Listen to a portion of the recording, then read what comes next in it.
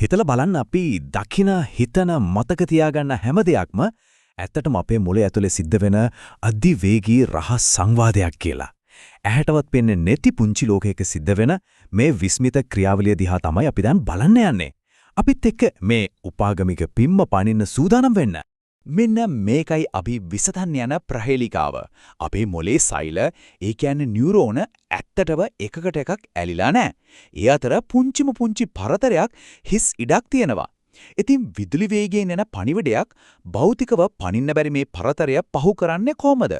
අද අපි ඒ රහස හොයාගමු.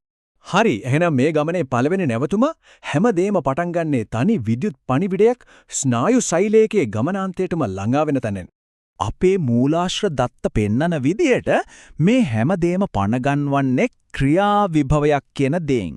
හිතන්නකෝ මේක හරියට නියුරෝනය දිගේ අධිවේගයෙන් ගමන් කරන විද්‍යුත් පණිවිඩයක් වගේ කියලා. දැන් අන්නේ පණිවිඩය ගමනාන්තයට ලැඟා වෙලා තියෙන්නේ. සරලවම කිව්වොත් මේ ක්‍රියාවිභවය තමයි අපේ කතාවේ පණිවිඩකරු. ඊළඟ සෛලයට බාර දෙන්න ඕන වැදගත්ම පණිවිඩය අරගෙන එන වේගවත් ප්‍රබල විද්‍යුත් තරංගයක් තමයි මේ. දැන් තමයි අපි ලොකුම අභියෝගයට මුහුණ දෙන්නේ. අර විද්‍යුත් පණිවිඩයට පරතරය පනින්න බෑ. හැබැයි ජීව විද්‍යාවට මේකට පුදුමාකාර විසඳුමක් තියෙනවා. මෙන්න බලන්න ක්‍රියාවිභවය නියුරෝනේ අගටම ආවා. හැබැයි එතනින් එහාට යන්න බෑ. හරියට පාලමක් නැති ගඟක් ළඟට ඇවිත් නතර වුණා වගේ තමයි. මේ විද්‍යුත් සංඥාවට හිස් අවකාශය පනින්න කිසිම ක්‍රමයක් නැහැ. ඉතින් විදුලියෙන් මේ බාධකේ පහු කරන්න බැරි නිසා අපිට උදව්වට එන්නේ රසායන විද්‍යාව. අපිට අවශ්‍ය වෙනවා රසායනික යතුරක්.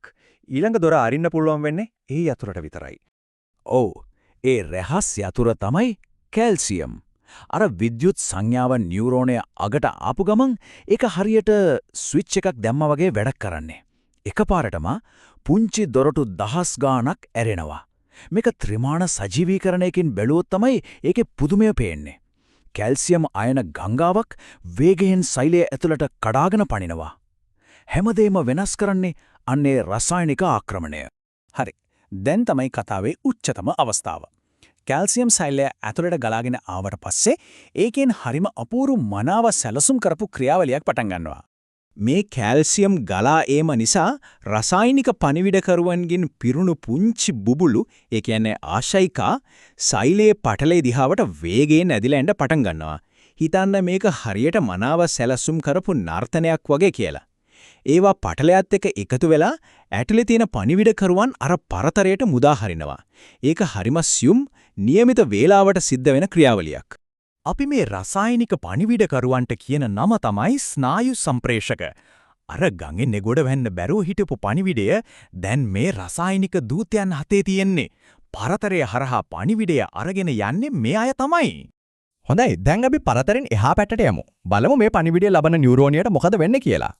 මේ sannivedanයේදී පැහැදිලිවම දෙපාර්ශ්වයන් ඉන්නවා.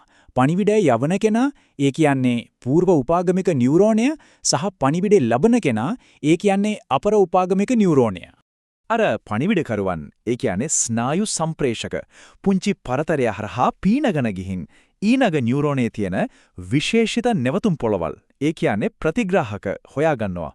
හරියටම යතුරක් අගුලකට සෙට් වෙනවා වගේ හැම පණිවිඩකරුවෙක්ම එරට ආදාළ ප්‍රතිග්‍රාහකයට සම්බන්ධ වෙනවා.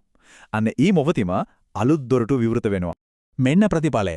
අර අලුතින් නෙරුණු දොරටු වලින් සෝඩියම් වගේ අයන සෛලය ඇතුළට ගලාගෙන එනවා. ඒත් එකම පණිවිඩය ලැබපු සෛලය තුලත් අලුත්ම විද්‍යුත් සංඥාවක්, ඒ කියන්නේ අලුත් ක්‍රියාවිභවයක් හටගන්නවා. එහෙනම් පණිවිඩය සාර්ථකව බාර දුන්නා. ගමන සම්පූර්ණයි. හැබැයි කතාව මෙතනින් ඉවර වෙන්නේ නැහැ. ඊළඟ පණිවිඩයේ එන්න කලින් මුළු පද්ධතියම පිරිසිදු කරලා නැවත සූදානම් කරන්නත් ඕන. මේ පද්ධතිය පුදුම විදියට කාර්යක්ෂමයි. පණිවිඩය බාර දුන්නට පස්සේ හැමදේම පිරිසිදු කරනවා. පරතරයේ ඉතිරි වෙච්ච ස්නායු සම්ප්‍රේෂක ඉවත් කරනවා. හිස් වෙච්ච ආශයිකා ආපහු අරගෙන නැවත පුරවලා ඊළඟ සංඥාවට සූදානම් කරනවා. මේක තමයි ලෝකයේ තියෙන කාර්යක්ෂමම ප්‍රතිචක්‍රීකරණ වැඩසටහන. මේ පුංචි පිම්ම, මේ රසායනික සංවාදය හැම තත්පරයකම ට්‍රිලියන ගාණක් අපේ මොළය ඇතුලේ සිද්ධ වෙනවා. ආදරය, කලාව, අලුත් අදහසක්, මේ හැම දෙයකම පදනම මේක. ඉතින් හිතන්න මේ මූලිකම සංවාදය මොහොතකට හරි බිඳ වැටුනොත් අපේ යථාර්ථයට මුණා වෙන්න පුළුවන්ද? ඒක තවත් දවසක ගැඹුරින් විමසා බලන්න වටින කාරණාවක්.